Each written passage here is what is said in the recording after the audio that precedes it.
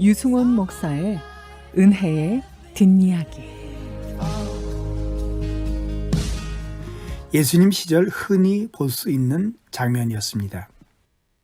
오늘날처럼 정교한 농법이 없었던 시절 농부는 들에 나가서 씨를 흩뿌립니다. 더러는 사람이 많이 다녀 굳어버린 길에 떨어집니다. 금방 새들이 날아와 채갑니다.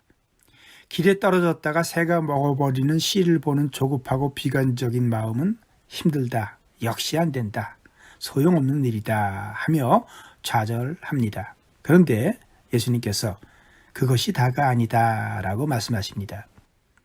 뿌린 씨 중 어떤 것들이 겉으로 보기에 흙이지만 흙 밑에 단단한 안반인 곳에 떨어졌습니다.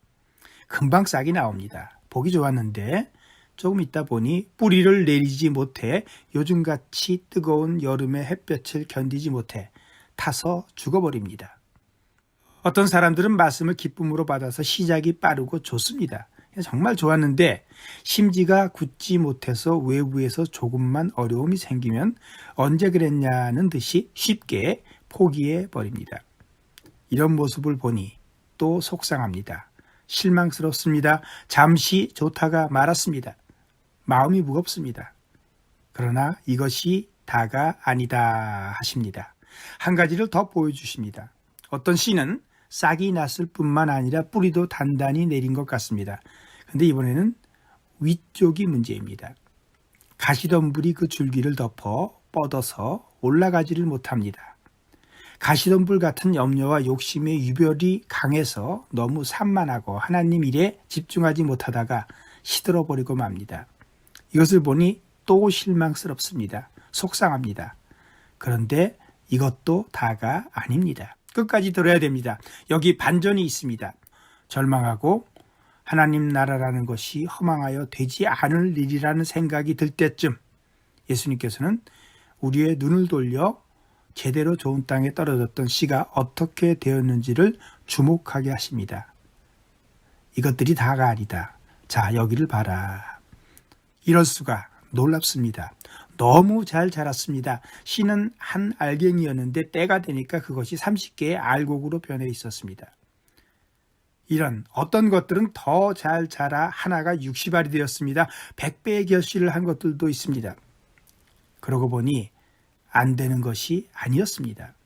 추수 때가 되기 전에 어느 시점에서 우리 마음을 빼앗는 몇 가지 부정적 현상과 문제에 집착하다가 절망했었는데 그것이 다가 아니었습니다. 때가 되니까 밭 전체가 알곡으로 가득 차 있는 것이 아닙니까? 하나님 나라 복음의 씨는 자기 할 일을 반드시 합니다. 최선을 다하지만 그래도 아직 믿지 않는 사람들 때문에 기죽지 말라고 예수님께서 말씀하시는 것입니다. 믿었다가 중도에 포기하는 사람들 때문에 당신이 실망할 필요는 없다고 예수님께서 말씀하시는 것입니다. 기대를 저버리고 욕심에 휘둘려서 시들어버리는 사람들 때문에 당신마저 포기해서는 안 된다고 예수님께서 말씀하시는 것입니다.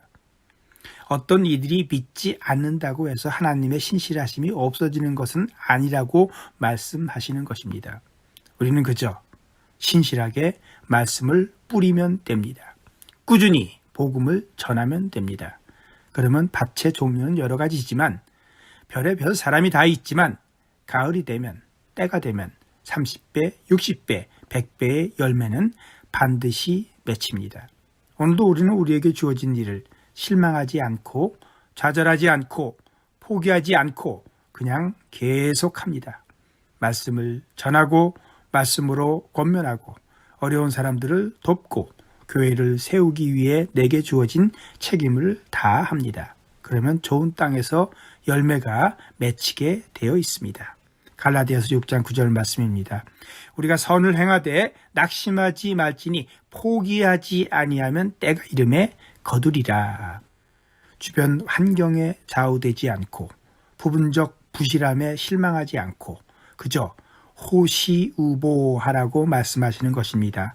호시우보, 호랑이처럼 눈을 부릅뜨고 앞을 바라보며 걸음은 황소처럼 뚜벅뚜벅 꾸준히 한 발 두 발 앞으로 나아가는 것입니다.